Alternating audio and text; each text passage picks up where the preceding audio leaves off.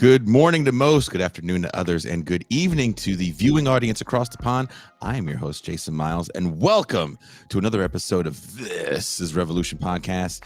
If you're new to the channel, thank you so much for joining us on this lovely Saturday morning. If you're a returning subscriber, welcome back. So glad to have you here. There's nothing I enjoy more than getting a little peek to the chat, seeing friends in the chat say hi to each other. Makes me feel like there's a real community here at TIR. All of us here at TIR would like to send a big thank you to all the subscribers on all platforms and patrons. Without you, we couldn't do this. For those that don't know, this is the Saturday free show. There is no bonus champagne room. It's our way of allowing you guys to get a glimpse of what goes on beyond the velvet rope here at TIR. We went long on Thursday with our guest, Michael Albert, having a bit of fun with the chat. And of course, we watched Rollerball last night with patrons for movie night. So I don't know how long we're going to go today. Also, our guest is in an entirely different country in a different time zone. So I'm sure it's Saturday night. Young man. I'm sure there's discos out there he has to go to do the break dancing the young people do. I think that's what they do still. Is it breakdancing? MT and the rest of the crew are enjoying their Saturday off. So it's going to be you and I talking about something. If I didn't get canceled, if TIR didn't get canceled from the Thursday show, maybe today is cancellation day. With a relentless bombing campaign, Israel, in the eyes of many in the global community, are committing a genocide against the Palestinian people. For us here in America and many of Jewish heritage, the debate over the legitimacy of the state of Israel can be a complex one. In left circles, we often hear Israel defined as a settler colony. But what exactly does that mean? And is that simple definition an accurate depiction of history? Of the history of that land and its current conflict? Our guest today takes a deep dive into the origins of the Zionist project of Israel and juxtaposes it with some other settler colonial projects that don't get mentioned or held in the same regard as Israel. From Ralph's piece in Sublation magazine, settler colonialism and colonialism are often conflated, but there is a difference between the two. One difference is colonialism follows the logic of extraction, where colonizers demand the natives, quote, work for them, whereas settler colonists want the land, not the people. They demand that the natives go away so the land will be free to be worked on by imported laborers. Zionism clearly fits the latter, since they had no interest in exacting surplus value from the Arab population. They wanted as much land with as few Arabs as possible to clear the way for Jewish settlement to form a Jewish majority polity. The fudging of this distinction is partially why there is so much wrangling over calling Israel a settler colonial state. That is a quote from Ralph Leonard's piece in Sublation magazine. Wherever you are listening or watching this show, there are links in the description. Please welcome returning guest and my brother from another British mother, Ralph Leonard.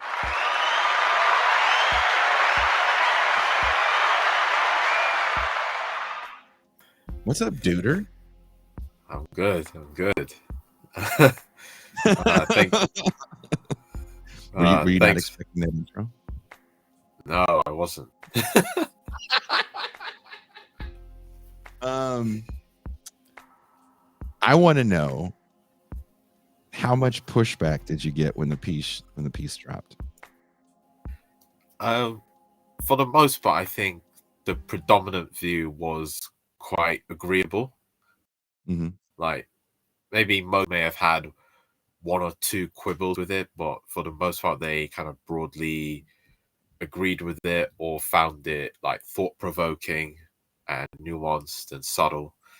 But you know, as with this topic, of course, I did get a little bit of pushback from some circles. Like some of it was from Zionists or Israel supporters who, felt I was, I don't know, simplifying Zionism or kind of slandering it by placing it within the settler colonial paradigm. So, but for the most part, it was, I think, quite positive, the feedback from. The original Zionist slogan that you open up your piece with, a land without a people for a people without a land. What inspired you to write the piece? I did recently see that you quote tweeted a scene from Left Forum where a person, I can't remember the guy's name, said the biggest blow to capitalism will be the destruction of Israel. Was this piece not in response to that? Because I think you published your piece before that clip started getting played. Not in response to that clip exactly, but a challenge to that perspective. Also, do you see that perspective as the dominant perspective in decolonial studies? Mm-hmm. Well, the provenance of that came from obviously after Occupation and the beginning of Israel's bombardment of Gaza. There was a lot of discourse about settler colonialism going all over the place, and there was certain articles published in mainstream media that were kind of trying to push back against it. So like in the Atlantic, there was a essay from a British historian, Simon Sebag Montefiore, that was basically denouncing like any claim to call Israel settler colonial as basically anti-Semitic or very narrow-minded, and there were other is published to that effect, and I wanted to sort of intervene within this argument to clarify that title comes from, to sort of clarify this question as to whether Israel can be classified as a settler colonial state, and I wanted to do it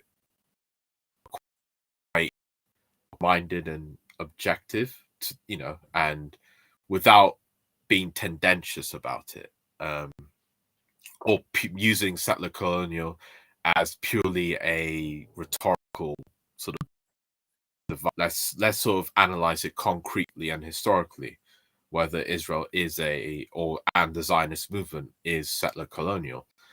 And as I argue, I think yes, it is. I think a very reasonable person can make that argument, and and that's where I make that distinction between colonialism and settler colonialism, because very often these terms can be very much conflated, or like settler colonialism is sort of seen as just colonialism on steroids rather than its own separate thing. So I make so when we talk about settler colonies, we can talk about the New World, like the United States, Canada, virtually all of Latin America, all settler colonial states, in that they originate from a settler population that mass migrated over years into these lands and then created their own policies and social orders that superseded and tore away the native societies and orders that preceded them. So like obviously the United States was built on the ruins of the various native tribes that populated these places, like the Osage. If you watched Killers of the Flower Moon recently, that's just like the quintessential example of it. And so when I talked about Israel, I also sort of say that Israel, at least Israel in the 1948 borders, is more like Argentina or the US, in that that part of Israel was successfully erected on the ruins of the Palestinian society that preceded it. Hence, that's why the Nakba happened, the mass expulsion of 750,000 Palestinian Arabs, without which the Jewish majority Israel would not come into being. While the West Bank, the settlement of the West Bank has more parallels with French Algeria or even British Kenya, in that you have a minority of settlers within a hostile native majority who are sponsored and protected by a mother country, i.e. Israel. Well, can you talk about that difference though between the West Bank and that settler project, because you're comparing it to Algeria, and I don't know how many people watching the show right now or listening right now know kind of the history of Algeria and what happened when that settler population just up and went back to France. It's not necessarily the same when we talk about the early days of Israel. Yeah, I think because the West Bank, and this is one thing that makes Zionism a bit peculiar, and why some people may be hesitant to call it settler colonial, because the official proclamation of the Zionist movement is these are the Jews returning to their ancestral homeland. This is, so to speak, the indigenous people coming back. So how can you call land it back? This is land back in real time. Yeah. So how can you call it settler colonial if it's the indigenous people returning? And they weren't returning to found a new Vilnius or a new Krakow like the American colonists founded in Amsterdam or New York. They, so to speak, restored old biblical and Talmudic place names and towns. So that's one reason why people kind of find it difficult. And so the West Bank kind of fits more with, say, French Algeria, because they see it, like I said, is a minority of settlers who are kind of trying to entrench themselves and rule the place in the midst of a native majority. And obviously it's kind of a little bit subtle, because French Algeria was seen as literally part of France. It was inseparable from France itself. So there was, and just like the West Bank, a lot of hardened Zionists think that that's inseparable from Eretz Israel, the whole land of Israel, that this is part of a process through which the Jewish homeland is made complete, so to speak. It's insane. Yeah, and obviously that comes in tandem with more dispossession, more expulsions, more pressure on the Palestinian Arabs in the West Bank to either kind of leave or dispossess them of land to make kind of any sense of social life impossible for them. Also, I kind of want to bring back that that quote that you tweeted. The destruction of Israel is going to be the biggest blow to capitalism. You don't agree with that perspective? No, because Israel was just one capitalist nation state, and I'm a kind of old-fashioned Marxist about that. Capitalism can only be overcome internationally, and trying to find one kind of scapegoat as a nation state and say, if only we destroyed them, if only we took the Jewish state out, then that'll be the biggest blow to capitalism ever. When leaving aside the morality, the moral implications of it, capitalism will just reconstitute itself without Israel. You know, Mhm. so And that why do you think yeah, there's so much focus? Sorry to yeah, that's stop fine. you. Why do you think there's so much focus on that relation, Israel, Palestine, and not other colonial relations that exist, especially in places like Africa? Um, I think that there are many reasons for it. Because one reason is it's the Holy Land. You know, Mm. uh, so for the two biggest religions on earth, you know, which have Christianity and Islam, which have 4 billion, you know, followers all across the world, that what goes on in that part of the world, you know, is very, very important. And and that's very different from, say, you know, Western Sahara, with which is very similar to Palestine in many ways, but you know, it just doesn't tap into, you know, popular consciousness like Palestine does, you know, Mm. because it is the Holy Land. Um, Another side of it is a kind of third worldist, you know, kind of anti-imperialism that kind of sees, I don't know, Israel as the motherlode of imperialism, you know, Mhm. and if you took Israel out, you're somehow kind of dealing a mortal blow to America, you know, and and you know, and there's this aspect of it which has a kind of subliminal anti-Semitism to it, you know, that think, you know, Israel has this sort of titanic power behind that. It kind of has such a big influence on world affairs, which I think is just, you know, completely wrong-headed.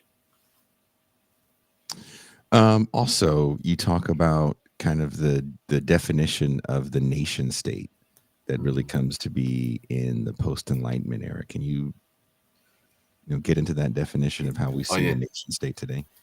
oh yeah, because with from in the 18th century, with the starts of the American French revolutions, that's where we see the first modern conception of the nation as we understand it today.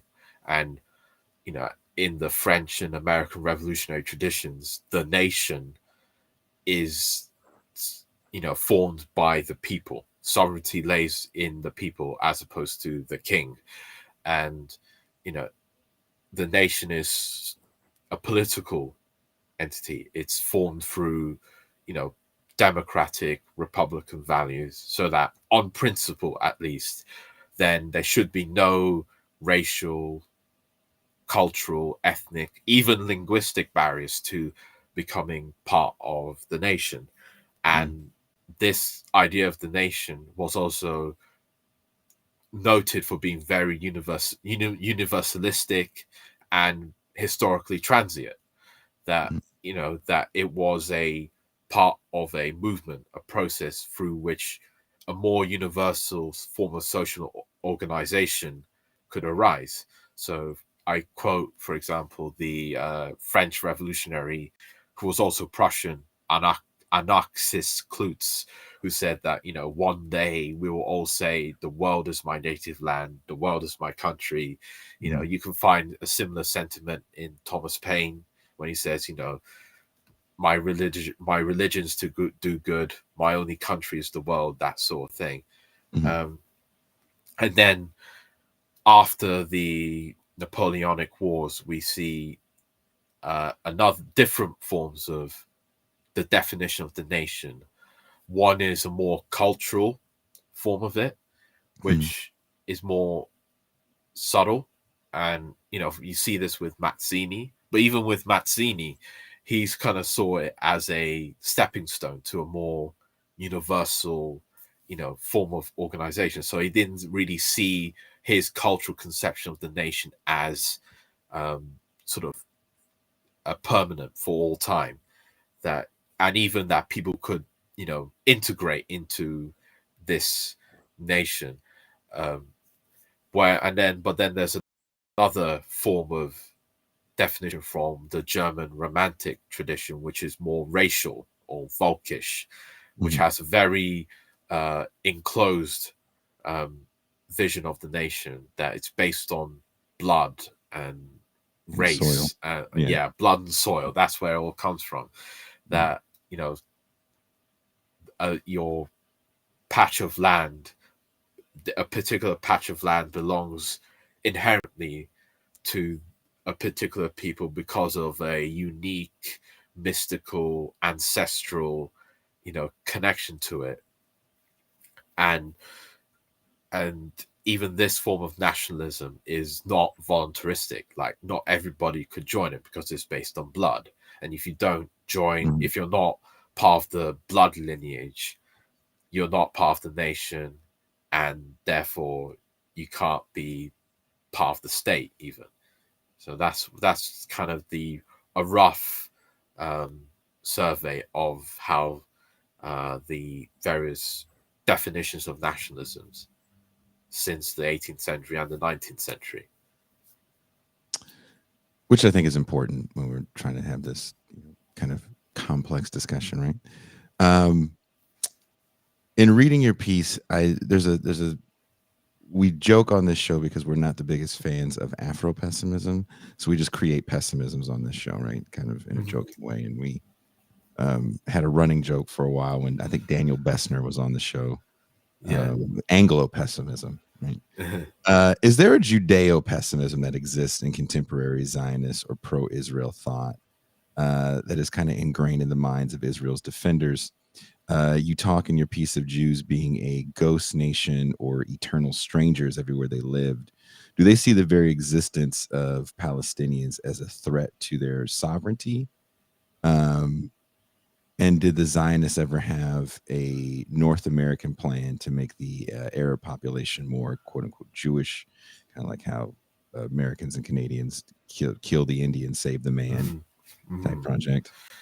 Well, on the last point, they didn't have. I don't think, not really many of them really believed in trying to make the Palestinians Hebrews or that sort of thing, because the way they kind of saw it was, Eretz Israel belongs to us. That's our authentic homeland.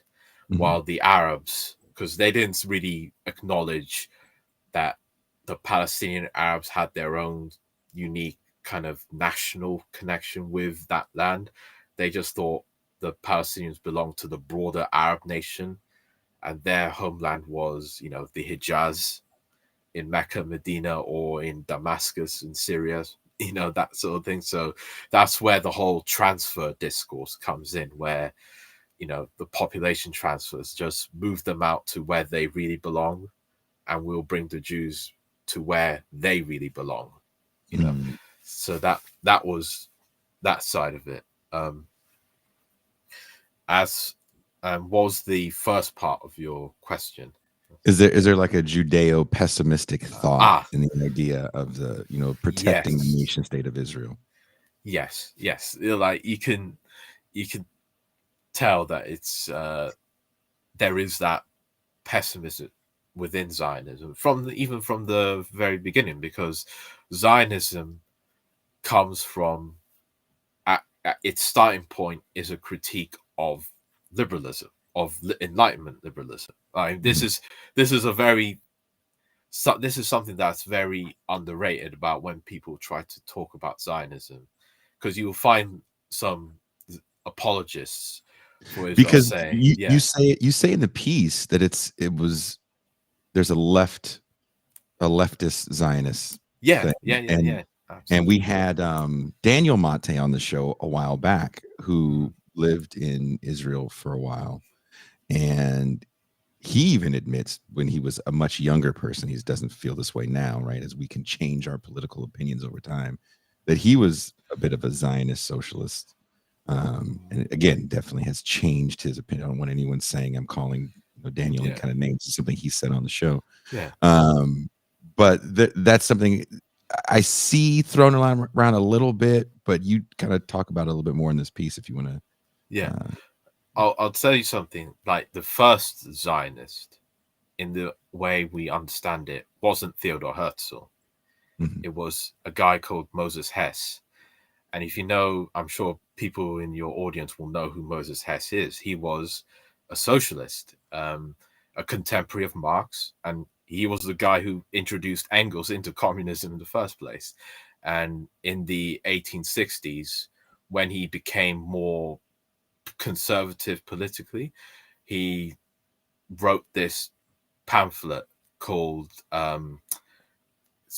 Rome and Jerusalem, the Last National Question, where he basically makes the classic Zionist case that, that Jews are a nation, because Zionism understands the Jewish question as a national question, not just the nation, that they're also a race. That's what Hess argued.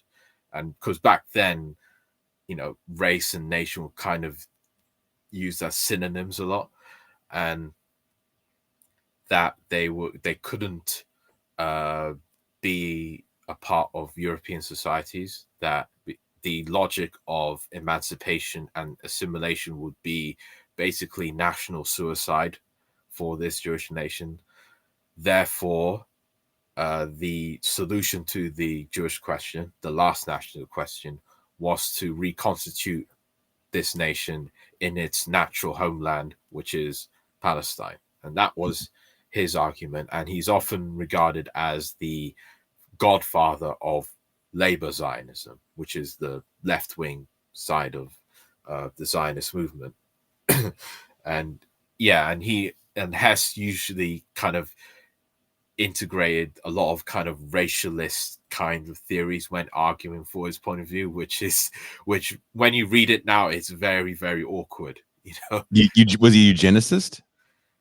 Not quite. I would say quite eugenicist, but he kind of talks about a Jewish type and like a Jewish kind of phenotype. Yeah, they talk a certain way, and their noses have a particular length. Like that. Yeah, that sort of thing. They walk a bit hunched.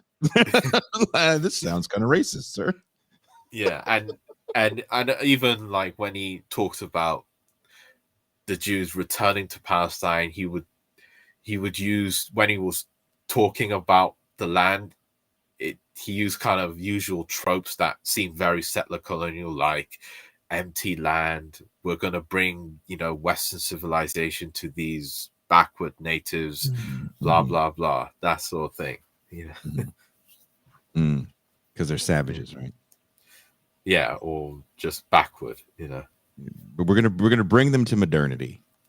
Yeah, and I'll tell you another thing, that even within this will link in with the Liberia thing, that if you see within Black nationalists in America and various Black thinkers, you'll find a substantial strain that was very sympathetic to Zionism, or took inspiration from Zionism. Yes, even in the civil rights movement. Yeah, even W.B. Du Bois was a big supporter of Zionism, and he thought, when the state of Israel was first established, he thought it was like one of the greatest things to ever happen in human history, because when he saw it, was like, this people for 2,000 years were exiled and oppressed, and now they reconstituted themselves into a nation once again. For a lot of people, that seemed like such an extraordinary thing. Reading your piece, I was thinking about Frank Wilderson. Not that you write like Wilderson, or you were, hearkening to Wilderson, but I thought about that idea that Black people are forever going to be lost in the world because we are, this, I don't want to say I don't really like Wilderson, this kind of trash race. And the only thing you can get at best is like reparations. But the idea of an African nation state would be like kind of the end goal to end Afro-pessimistic thought. Well, here's a nation state. And that kind of happens with Liberia. Can you talk a little bit about Liberia? Because I don't hear too many people talk about the colonization of Liberia, because I think it doesn't fit within the narrative that they want to have about colonizing, because it tends to, they want it to look a certain way, right? And Liberia is a little more complicated. Yeah, because so the Liberia movement, the Mhm. Liberian experiment, was of ex-slaves in America in the early 19th century who wanted to, with the help of like some abolitionists and the American Colonization Society, who wanted to return back to West Africa Mhm. and found their own new polity, their own kind of thing. And you know a key person in that movement was Edward Blyden, who was an ex-slave, and they went there with sponsorship from America. Mhm. The British had their own version in Sierra Leone, so that was their version of it. um, and in the process of them settling and colonizing Liberia, they of course went into confrontation with the native tribes of that place, who did not see them as Saviors. yeah, they didn't see them as saviors. They didn't There was see no them. welcome back party. There weren't Yeah. banners. No.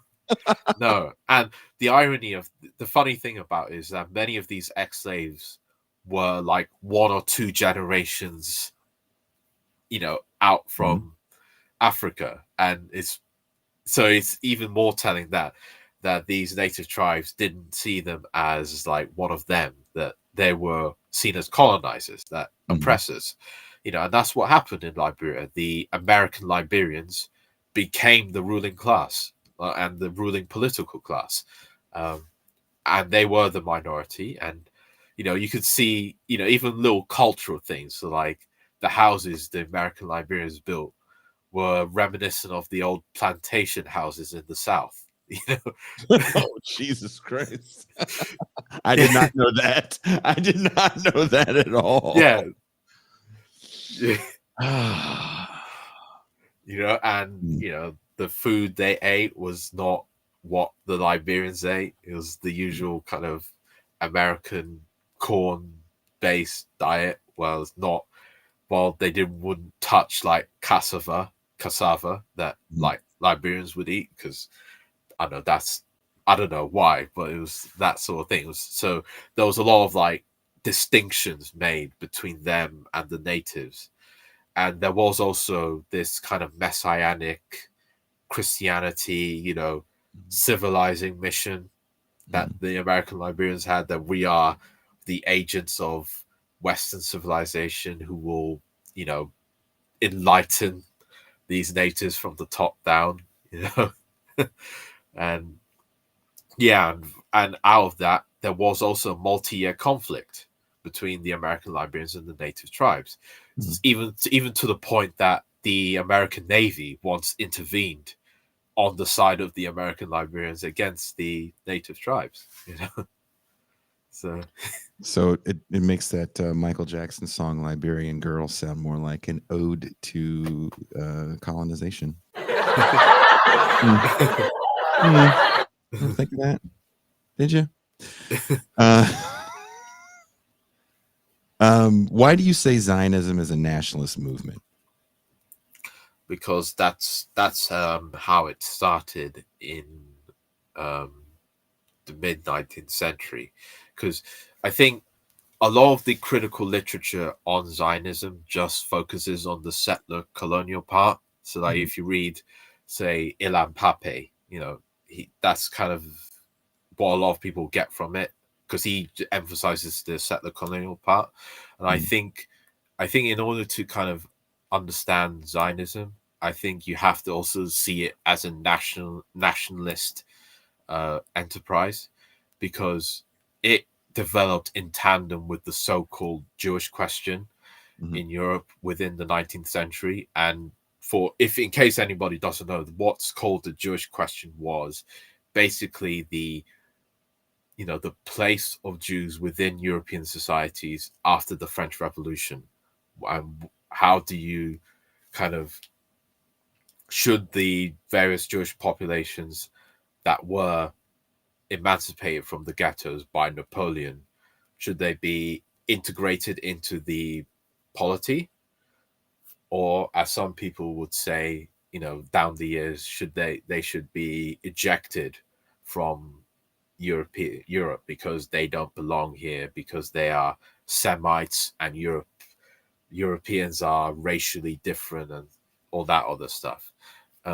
So Zionism is an outgrowth of this discourse, and it says that it understood the Jewish question as a national question, i.e., that Jews were a nation, like the Ukrainians are a nation, like the Poles are a nation, you know, and it's not a coincidence that the Zionist movement arose in Central and Eastern Europe, where you had these sort of conflicting national movements within the same place.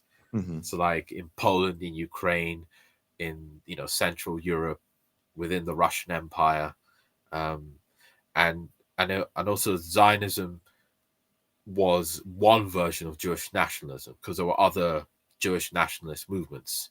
So, for example, you have autonomists who didn't believe that Jews should go back to Palestine, but that there is a Jewish, identity and national kind of culture that should be autonomous, but that can be achieved within the existing kind of nation states. That it doesn't require that Jews have to leave.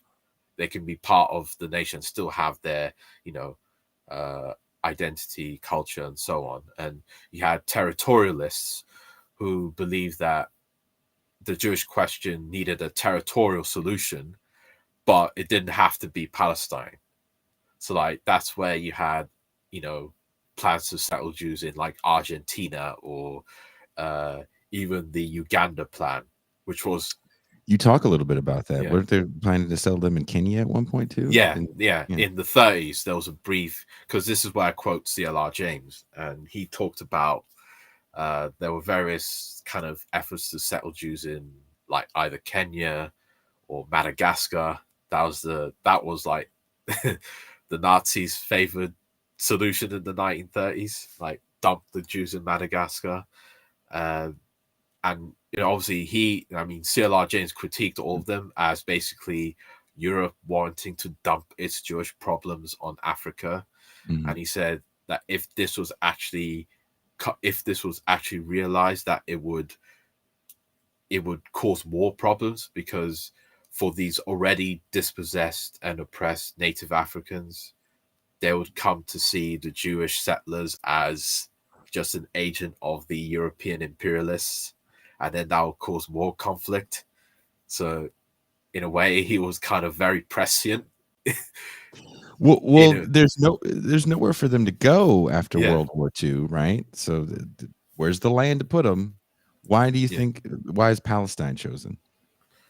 Is it just religious? Well, for the Zionist movement, it was the kind of, because you have to understand that most Zionists were very secular. Like most Zionists were not religious at all, and like Herzl and Moses Hess and Max Nordau, they were very, very secular.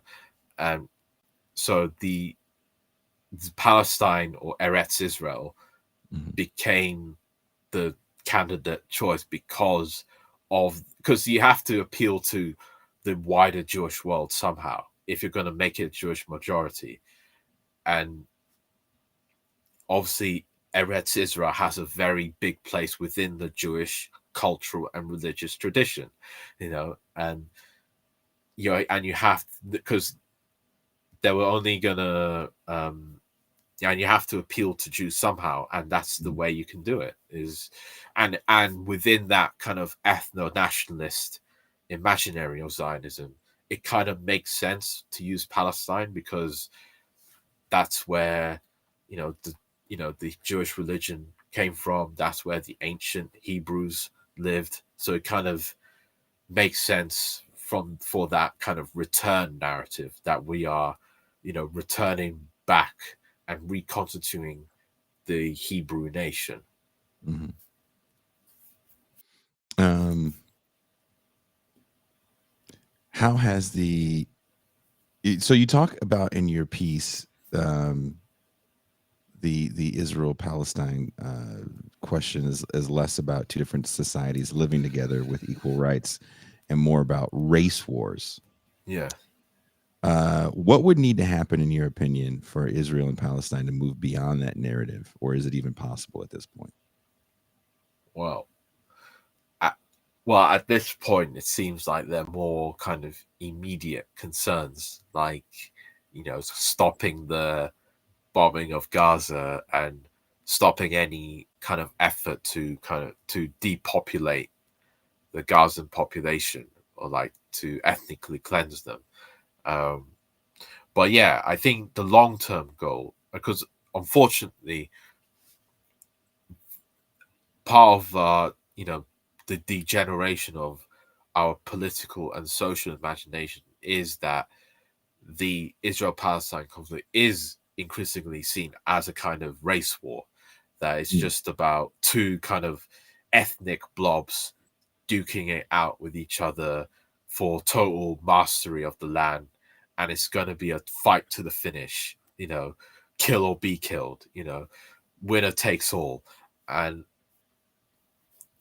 And you, unfortunately, you see this kind of rhetoric in Israel a lot, from Netanyahu, or those who are even well right of him. And I think, my kind of, I suppose, optimistic view is that it would have to take some kind of renewed, I don't know what you could call it, leftist or socialist or whatever movement to kind of shift the Overton window within Israel and Palestine, and I suppose over here, to shift it from race war to, I know, a joint struggle against, an ethno-nationalist solution to the conflict. And you don't see that happening anytime soon? Not anytime soon, no. I think for the time being, it seems like we're focused on like immediate concerns. So try to prevent like total catastrophe from being inflicted on the Palestinians. And even that seems very hard enough. It does. I would love to get your opinion on this. It feels like I grew up with an America that ran interference on anything that happened in Palestine, and also had an amazing propaganda industry that has made all Arabs and brown people seem like inherent terrorists. Now, kind of with less censorship on images coming through social media sites, especially Twitter and X, whatever you want to call it. We're seeing, daily these atrocities, and to get people's attention, right, you show the way these atrocities affect the innocent, so children and babies. And there is kind of an across the board, hey, we should probably have a ceasefire. And even the United States at a certain was like, hey, maybe you guys are being a little too heavy handed. And as they try to run interference, Israel as a state, not individual people, are saying, yeah, we're doing it. And we're doing it because they're just horrible terrorists. And never forget 10/7, which was kind of the sentiment in the US, if people remember, around 9/11 as well. But how long can that sentiment bear fruit, especially in a big election year like we have right now? What's your opinion on all that? I mean, first of all, we've seen that the Israeli Hasbara or propaganda just isn't as effective, nor is it as sophisticated as it once was. Like, even here in Britain, like if you watch News or the BBC, they the ambassador, Siti Hotolevi, who is like a total right lunatic, and a Likudnik, and she comes out with the most batshit crazy things, like even recently that she talked about denazification of the Gaza Strip, of that is just, yeah, and yeah, that and also when you see this contrast between like the more sophisticated apologists in America or in Britain who will say, try to say like, well, two-state solution's the only way forward, or net problem, or look at Hamas and what they've done, and Israel's not trying to ethnically cleanse Palestine. And then you see what comes out of the Israeli government from official government officials, where they say, oh, we do want to clear out the Gaza Strip, or we do want to dump them in the Sinai, or some of the, and it's just it's insane. It's insane. There's no covering it up. And it feels like you get this weird rehash of like, well, we must remember, Nazi Germany. Yeah. And they want to return to Nazi Germany. And last night in our patron only champagne room, I didn't know anything about, and this is totally social media stuff, I didn't know anything about Michael Rapaport. Do you know who Michael Rapaport is? I know you're a young person. Yeah. And you've probably never seen Higher Learning. Or his greatest work that there's a person that's a fan of the show and he loves this movie. He sent me a message the other day. There's a person that watches the show, Prester John is their name. They're a huge fan of the Oliver Stone directed Michael Rapaport movie Zebrahead. He sent me this long message that said something about Rapaport should have won an Oscar for his portrayal of a white man in a interracial relationship in Zebrahead. So Michael Rapaport, for those that don't know, is an actor and huge Zionist. And I don't know if you saw, he called out Norm Finkelstein and Katie Halper and Max Blumenthal. Yeah. And he says they're non-Jews and like horrible for Jewish people. Have you seen this? No, I haven't seen that video, but he really hates Norm Finkelstein, which is funny because I feel like he just discovered who Norm Finkelstein is. Yeah. And I'll take credit for that. I'll take all the credit for that. For, bringing him back to the universe. There you go. Oh, yeah. Or like Douglas Murray when he called like Norm Finkelstein a psychopath or something. Yeah. Hey, and if you guys haven't read it, The Holocaust Industry is an amazing book that Finkelstein wrote some time ago. Again, there's a guy that watches the show, huge fan of Michael Rapaport. I'll have to show you guys the email he wrote about how he just really appreciates all the work Rapaport has done in race relations. Also, as his role Remy in Higher Learning when he killed Tyra Banks. Love to get these messages from fans of the show. But so you haven't seen any of the Michael Rapaport, Katie Halper beef, Max Blumenthal? No. You're steering clear of that? That's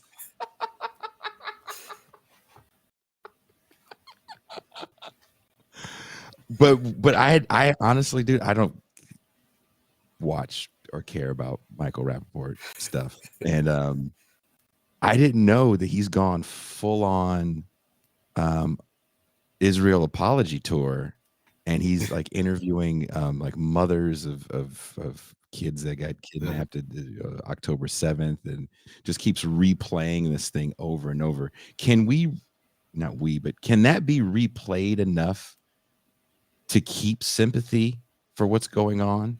with Palestine? I think what's being replayed, i.e., the October 7th stories. I think in the immediate aftermath of October 7th, I do think there was a genuine, like, across the board sympathy for Israel, and especially for Israeli civilians. But then Israel kind of squandered that with the, bombardment of Gaza. And when the pictures of, like, Palestinians being killed, Palestinian children being killed, are just circulating all over social media, the fact of the matter is that superseded October 7th in terms of, like, the sympathies of the international, world. And then obviously Israel kind of recognized that and wants to, because there's a bit of like PR and propaganda involved in here, and that's where the whole what's it called, the Bearing Witness film that the Israeli government has been sponsoring screenings of, like, across the world, usually to exclusive audiences, so like journalists, prominent celebrities, that sort of thing, to kind of have this war of public opinion over who's really, like, whose atrocities should be at the top of people's kind of concern. And there does come a point where it's kind of obvious that the Israeli government is just very cynically kind of using this October 7th to justify what they're doing in Gaza, to say what we're doing in Gaza is justified because of October 7th. And it's actually in spite of many of the families of the hostages, who most of them despise Netanyahu for, allowing it to happen in the first place, and kind of dragging his feet on trying to get the hostages back. It even feels like they don't want the hostages back. It really feels like, look, you can keep them as long as you want, because as long as the hostages there, we're bombing the shit out of these people and keep using that as an excuse. Yeah. And and we've seen, and it's not just like this bombardment of Gaza, but I think for people my age,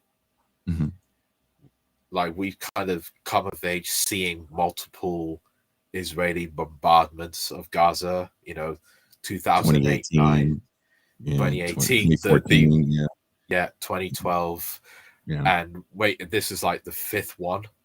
And this one is like the biggest one, so it feels like in just your lifetime. This is just your short time on Earth. And I remember every single one of them, and I even joined the protests in the 2014 one, because it caused a very big protest in London, and I joined some of them.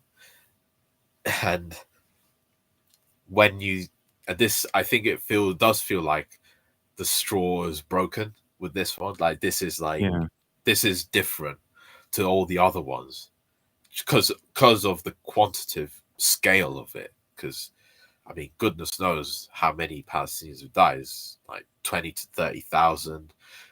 Most of the buildings have been bombed out. Schools, hospitals. You see the Israeli army doing controlled demolitions of universities and mosques.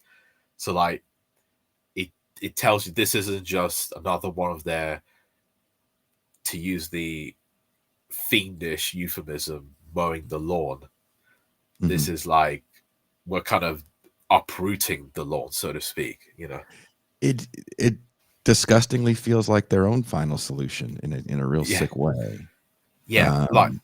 Like it feels like October 7th was like the moment of opportunity for the Israeli government to, so to speak, solve the Gaza problem, which has been a thorn in their side since 2006, when they imposed the blockade after Hamas won the elections.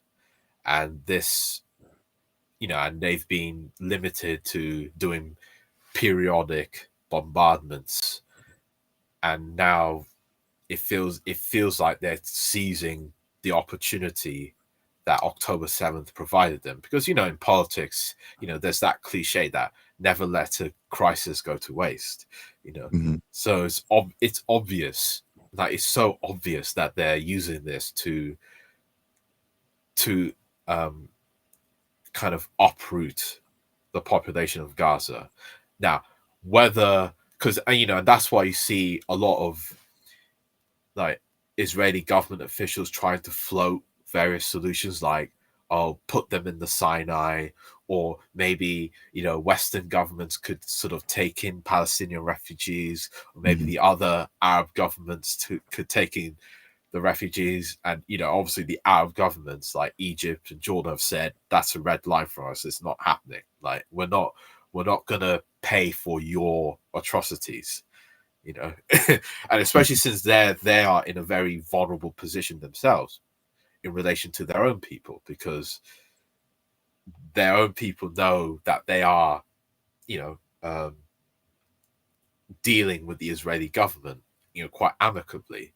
So they can't sort of threaten to destabilize their own regime by being seen to sort of be accomplices to Israel's like ethnic cleansing of Gaza.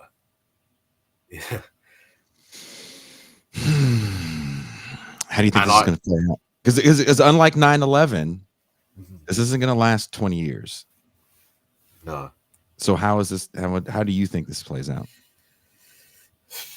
I think I'm unfortunately quite pessimistic on this, and I don't want to be, because it seems like Israel will, quote unquote, win this war, in the sense that they could deal a big blow to Hamas's military capabilities, and also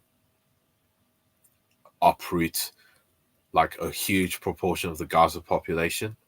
And at least they've said that what they want is to at least kind of slice off a part of Gaza as their quote unquote security zone, so that basically nobody's going to live there anymore, and we control it. And that's sort of like their buffer zone to kind of prevent another October 7th.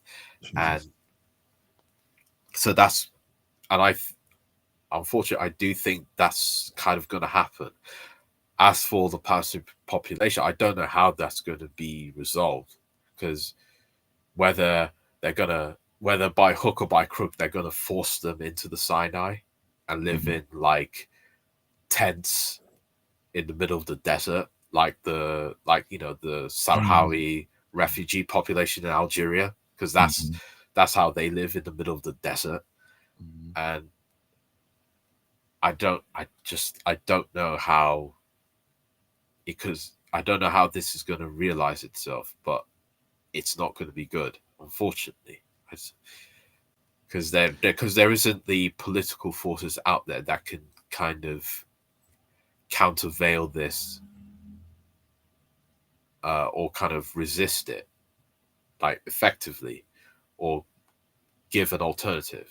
And obviously you'll find like people in the United States who are, I don't know, Biden, like who do propaganda for Joe Biden, who will say, look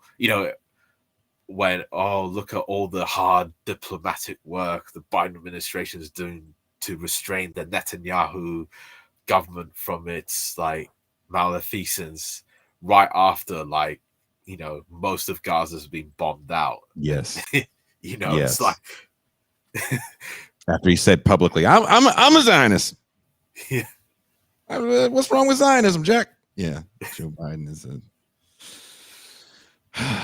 And yeah, and you can tell how delusional like that administration is because I think when Netanyahu basically said, "I'm not going to accept a two-state solution under any circumstances," recently, and Biden's reaction to it was, no, I called Netanyahu, and he doesn't really reject all two-state solutions because they're just yeah, yours. Yeah, he said there are many two-state solutions out there on the table. It's like, this ain't the old two-state. This ain't your mom's two-state solution. This is a newfangled two-stater we got going here. And it's like, what does that even mean? Not a goddamn thing. That's what happens when he goes off script. Yeah, it is a horrible thing to witness and to feel so powerless against it. There's a quote that I read today, and I'm probably going to say this person's name wrong, so correct me, Ralph. I feel like you're a smart British cat, and you probably speak French too. Aimé Césaire. Aimé Césaire, yeah.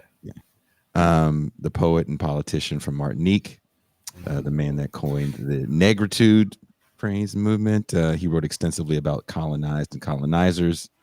Also worked with Frantz Fanon. Here's the quote.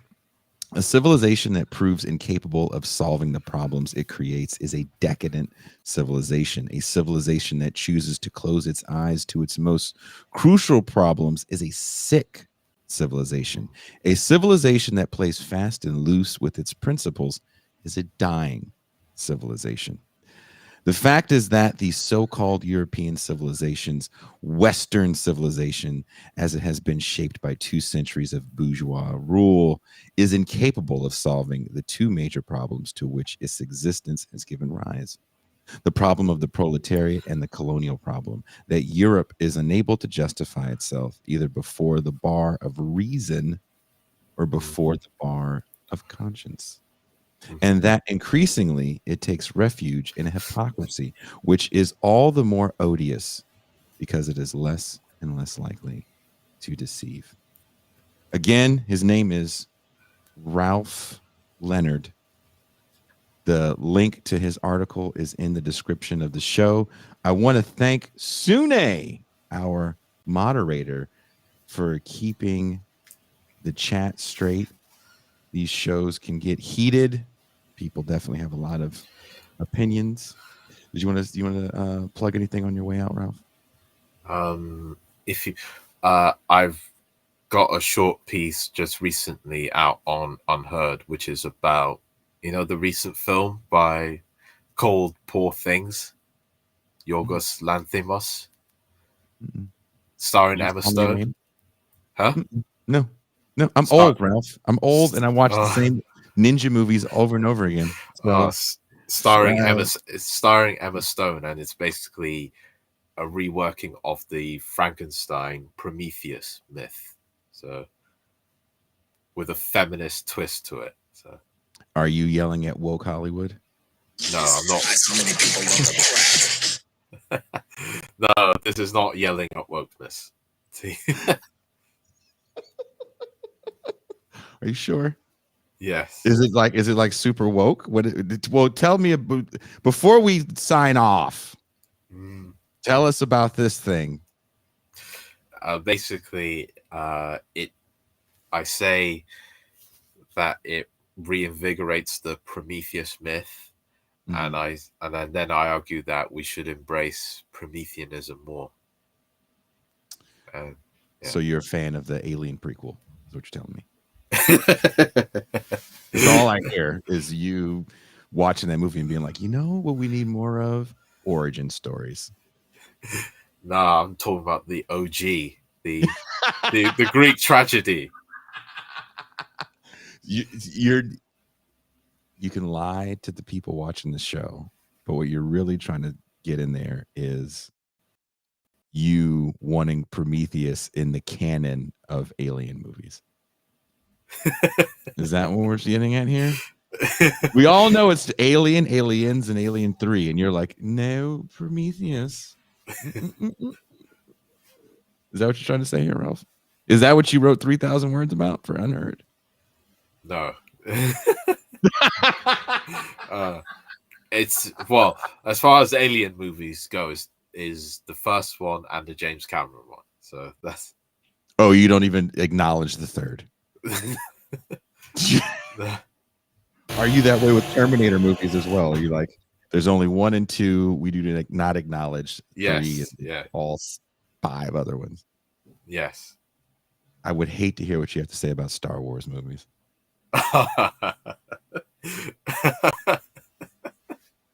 As a young man under 30, you should be a huge fan of the prequels, but I feel like probably not.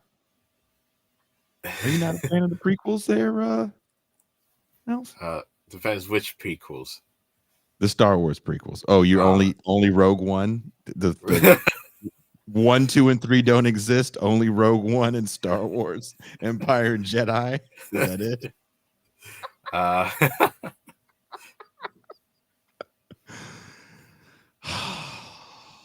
We had such hope for you, and then you go and just ruin it all with loving Prometheus and hating Revenge of the Sith, not allowing Alien vs. Predator and Alien canon.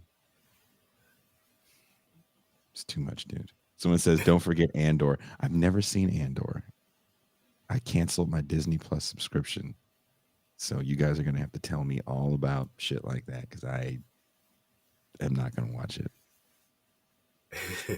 I can't afford to be entertained anymore. That's where I'm at with my life. Entertainment is way too expensive. Thank you guys for checking out the show today. Please hit the like button on your way out. If you're a new viewer, hit subscribe and the notification button. If you're listening on Apple, hit subscribe and get access to the Champagne Room. If you enjoy what we've done here and have the means and feel so inclined, become a patron for as little as $3 a month or $30 for the year. You can access the Champagne Rooms past and present. Join us for movie night, which I thought was fun. Rollerball is a good-ass movie. You're telling me about a new movie with a person, and in the Champagne Room, we were talking about the fact that I have a date I'm going on in February. Mm-hmm. Is this movie a good date night film? It's very graphic. I'll put it like that. Oh, maybe not a good date night film. It'll be a first date. Not a first date, though. It'll be a first date. It's too explicit for a first date. Too explicit for a first. Okay, so before we go, I do want to get this out of you as a attractive young man in the UK. When you're on a date, what is your first date movie? Do you have a go-to movie? Do you agree upon something? What do you do? We're gonna put the spotlight on you. She gets the first pick. She gets to pick the date movie. Okay. You're gonna go that route? You're gonna go the fucking sensitive guy because you're on the left show thing? I don't believe that, Ralph. I think you put your foot down and you're like, this is what we're gonna watch, goddammit. Battle of Algiers. Or Z. Oh, that's a good one. Log. So you just defer. Yeah, first one. The first one. First one. Okay. What if they want to watch like The Notebook? Do you suck it up and say, "Oh, I love this," or do you make a face that says maybe not? What do you do, or do you just stay stoic? Mm-hmm. I try to steer her away with The Notebook. Also, why are you dating a 40-year-old woman?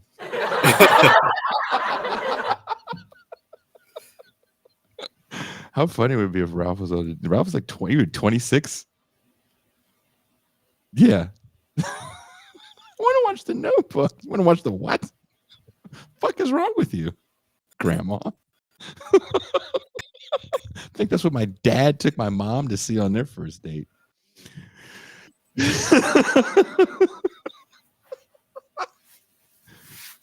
Thank you guys so much. If you have any movie suggestions that aren't Prester John's movie suggestions, because I will not watch Zebrahead again, regardless of how much you love Michael Rapaport and that iconic scene. Can you take that black and white like this? Like this?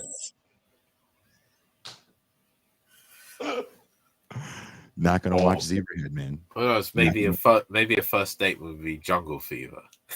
Ooh, that is also not a first date movie. Depending on who you're going out with. If you're going out with a white woman, do you show Jungle Fever as a first date? And act like you've never seen it. Like, I heard this is Spike Lee movie is really good. And you watch it like, that would be hilarious. So there you have it, people. Ralph Leonard says if you are going on an interracial date, definitely a Spike Lee movie is a good first date movie. Thank you guys joining us. We'll be back Tuesday to talk about Argentina and their nationalist roots. Have a good rest of your weekend, and we are out.